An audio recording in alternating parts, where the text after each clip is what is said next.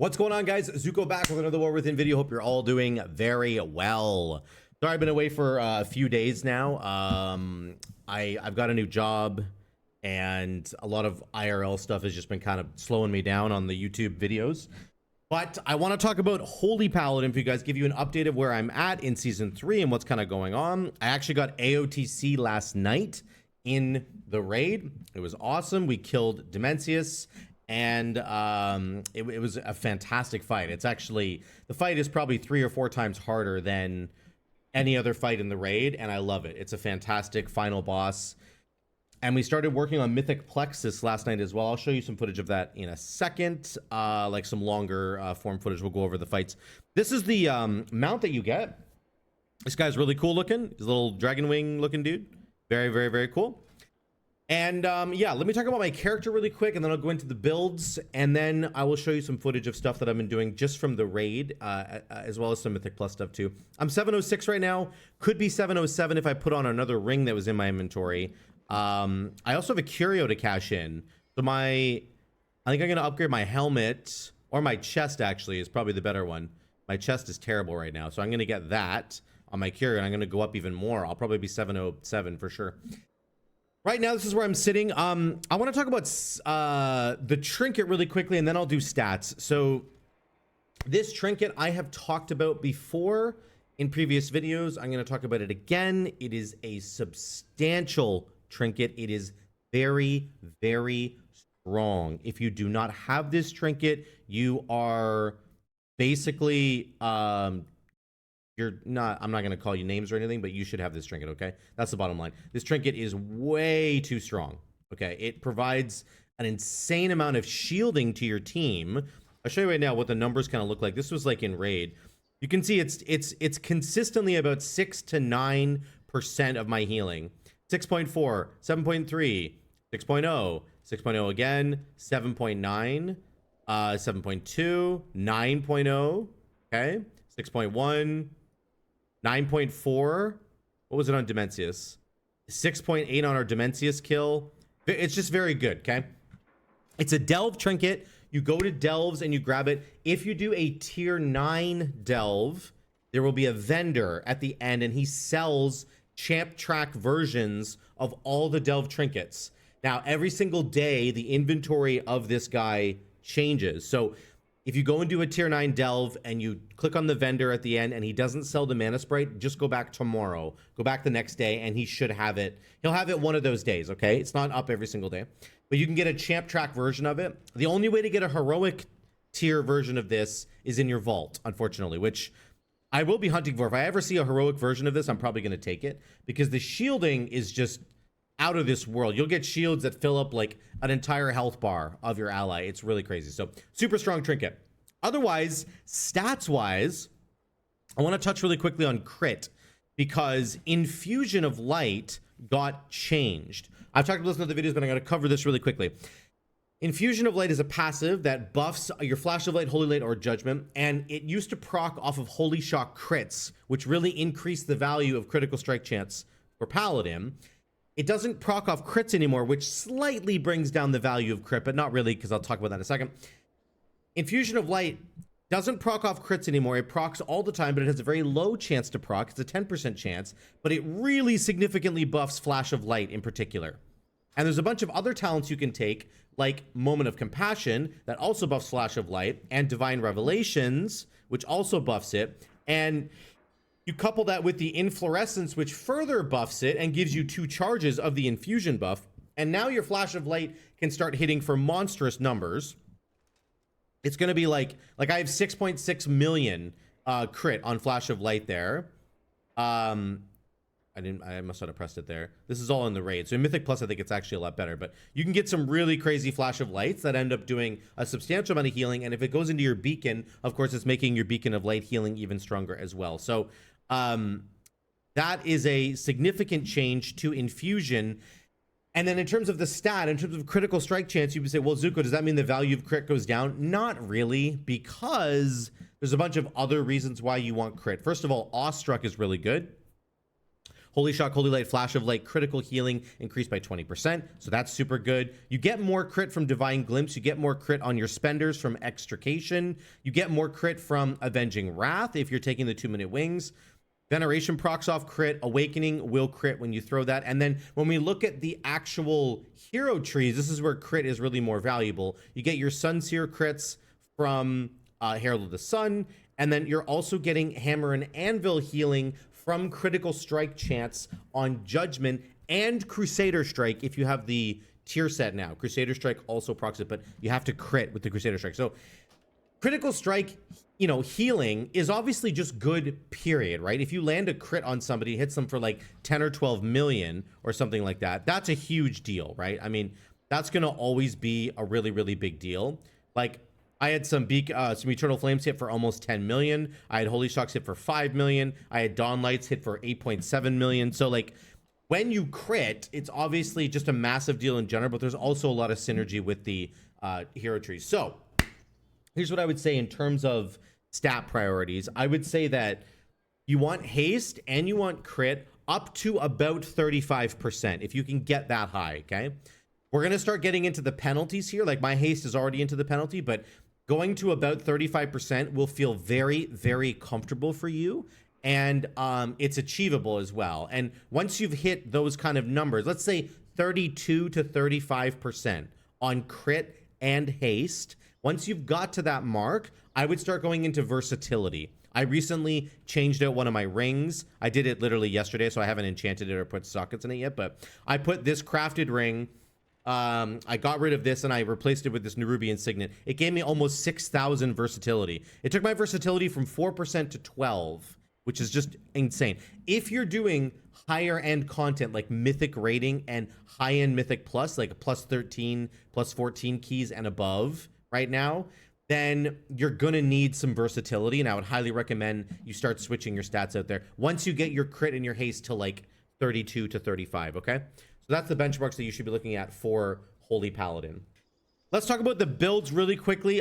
Herald of the Sun, this is basically the best raid build that I've been looking at right now. I am taking Light of the Martyr and Bestow Light because I think these are really valuable, but you don't need them. Just remember, your second Sunrise got buffed in this patch. It now is a guaranteed proc chance on Holy Shock and Light of Dawn, and it makes both of those spells incredibly powerful. If you have Light of the Martyr, or something like Power of the Silver Hand, or Blessing of Anchi, if you have either of these things proccing, and you press that Holy Shock, and it crits for like 10 million or something, the second Sunrise portion of that Holy Shock will also do a substantial amount of healing as well, or damage, because it's the second Sunrise proc is based on whatever damage or healing you did in the first place. So it's very strong. The Light of Dawns are super strong in Raid and Mythic Plus. You can see, like, on Dimensius, for example, the opening section of Dimensius, I'm just destroying everybody's health bars with my Light of Dawn spamming because it's triggering twice, and it's triggering those extra Sunseer hots as well, which is super great. So this build right in front of you here, this is a pretty decent raid build. I'm going to put this in the description down below. If you wanted a Mythic Plus Herald of the Sun build, then you're looking at something like this instead. You really want the Consecration and kicking stuff, and you also need your Blinding Light, which means you're going to get rid of the automatic sack. You don't have to have automatic sack. I just really like it. I think it's really, really strong, actually.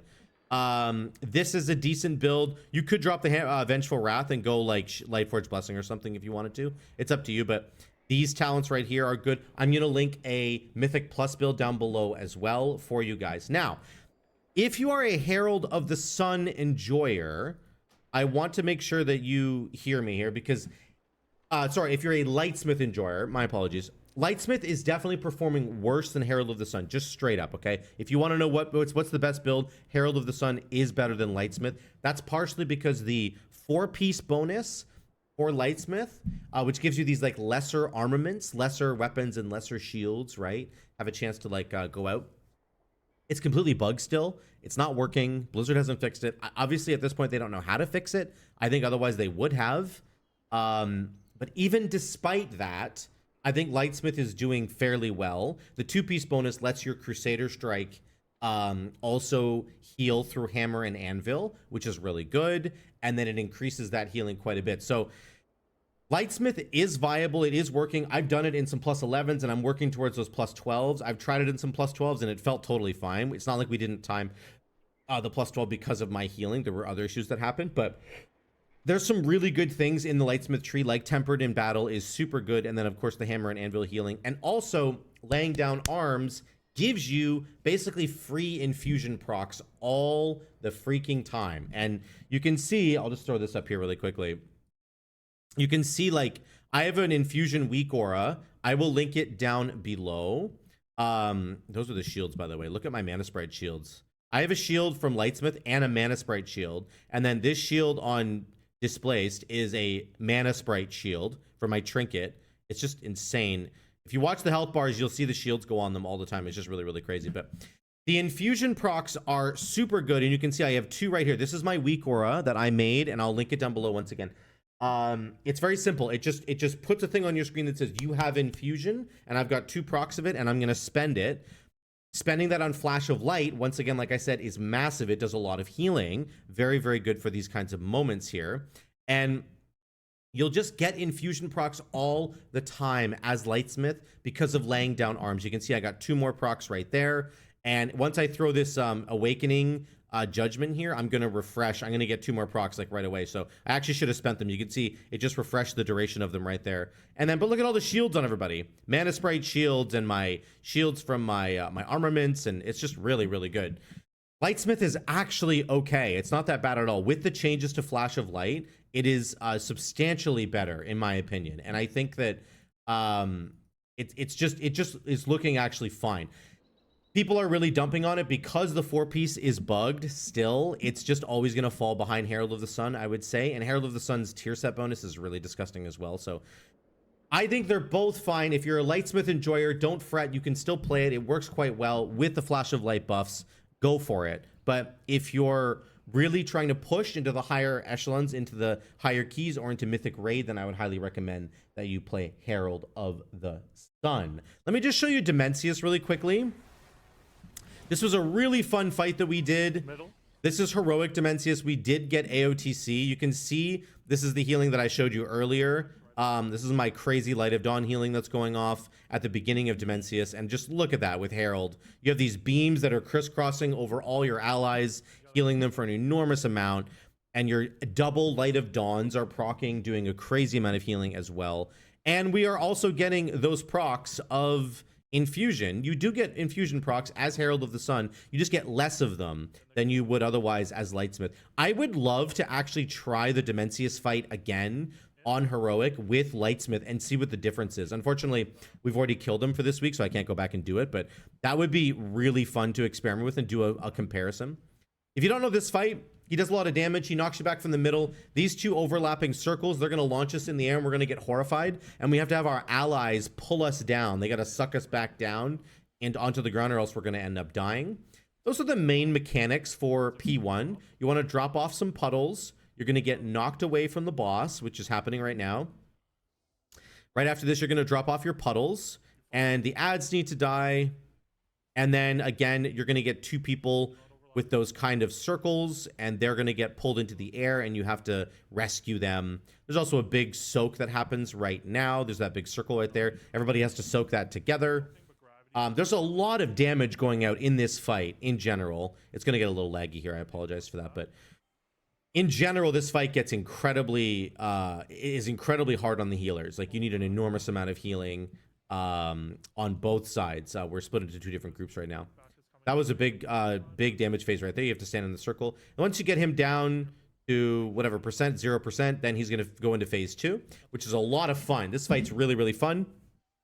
So here comes P2. We're going to get on our mounts, and we're going to actually fly to the next platform where Dimensius is hanging out. You can see him up there.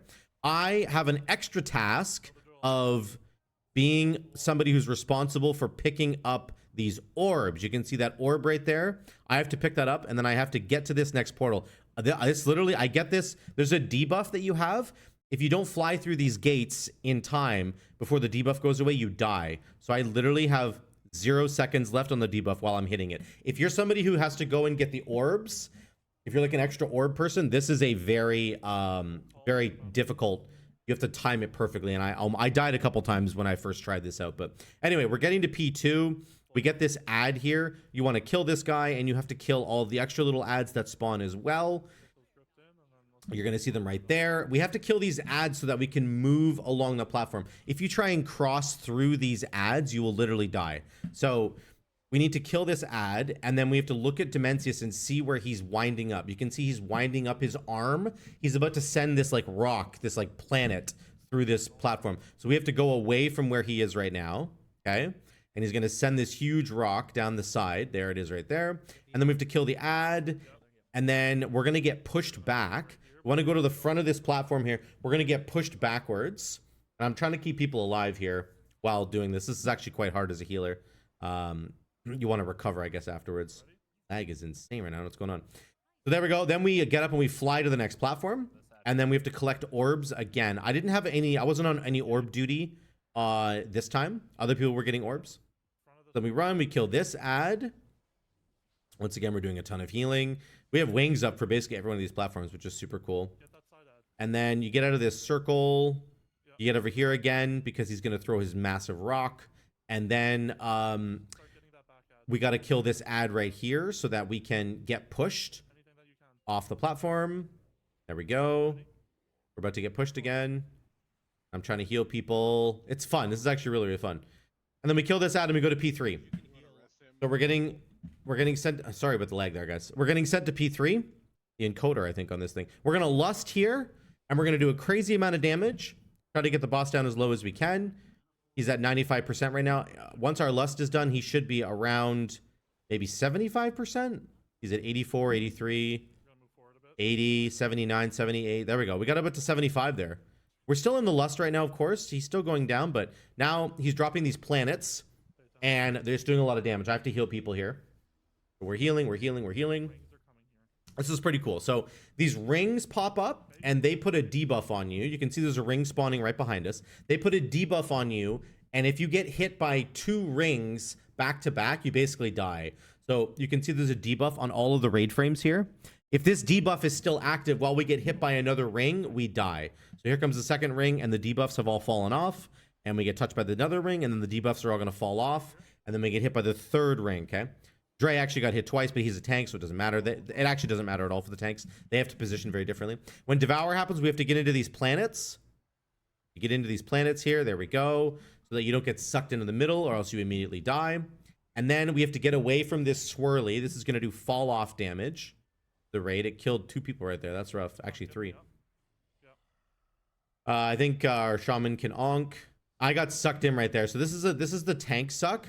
And I wasn't positioned correctly. All these lines go out to all of us here, right? And then we're going to get sucked towards the tank. If you get sucked into Dimensius, or if you get sucked into one of these planets, actually not yet, later on, this planet down here actually would kill you. You immediately die.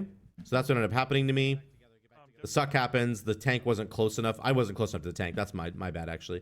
I barely get sucked in and I die there. It's kind of unfortunate. Then they're going to res me in a second here. I forget if I get rezzed after. Yeah, I get rezzed after. I get rezzed. There we go. We're back up. Then we're getting sucked again by the tank mechanic. Now you can see some of these little orbs have turned into like black holes. So they're regularly planets, then they get turned into black holes. That's kind of like a soft enrage. There's a hard enrage on the fight where the planet or the boss just literally kills you. But if you touch any of those black holes, you will die. And we're getting them down here. Again, there's rings. Here comes the rings. You want to stagger these. We got some unfortunate placements of the rings. The second ring coming through is this one over here. So we needed to rotate to the left to stay alive here, but we rotated to the right, which means both the rings are going to hit us at the same time. I think I just bubble here, and then I try to keep people alive. We can keep going here. We got Beacon of Virtue. I have wings coming up in 30, which will... I don't think we even need it, but there's another supernova. We got to get away. You don't want to touch these black holes. There's a tank suck happening, I think, soon. Oh, there's Devour. You got to get into a planet. I got into the wrong planet, and I immediately died. I stepped into a black hole and died, which was hilarious. But the boss was dead anyway. But anyway, that's Dimensius on heroic, which was a lot of fun. And then we moved on to Plexus Sentinel on Mythic. We tried him out, and we had a couple good pulls on him. This guy's also very challenging. But again, I ran the Herald of the Sun build. When you have the 2-minute wings up, you're basically going to keep the entire team alive because everybody's clumped up together, and you can see my beams are just traveling through all of my allies, and it really helps to keep everybody alive. Like, your 2-minute wings with Herald in a raid is the most disgusting thing ever. The difference on Mythic Plexus, by the way, is that there's walls that come at you multiple times throughout the fight. So not just during the intermission, but during the regular part of the fight as well. It's a very, very fun fight, actually. I like this fight a lot. But yeah, Paladin is doing absolutely fine. And I want to make sure that everybody understands. I think Paladin gets a bad rap. I don't know why. It often, every season, will just get this like weird, like people just don't think it's very good. It's very good. Herald of the Sun is super, super strong. Lightsmith is actually fine, but it's not as good as Herald because of the bug. It's good in raid. Paladin's good in raid. It's good in Mythic Plus. I'm going to be pushing some higher keys in the coming weeks, and I'll have some more updates for you guys there. But the bottom line is, if you're thinking about playing Paladin, it's very, very strong, and I would highly recommend it. And especially with that Mana Sprite trinket that I've got, you should definitely go pick that up and give it a shot. So let me know what you guys think in the comments down below. That's kind of my big overview of Holy Paladin in Season 3 so far. It's going very well. If you're interested in it, check out my channel. I'm going to have more videos on it, and there's going to be lots of content for you guys there. But also, just try it out, okay? Don't be afraid to try it. Trying new healers can be intimidating, especially something like a Paladin, because it plays kind of differently. But I promise you, you're going to really enjoy it. It's a lot of fun, and it does a lot of healing and a lot of damage. So let me know what you guys think in the comments down below. Thank you so much again for watching. I love y'all. I'll see you in the next one.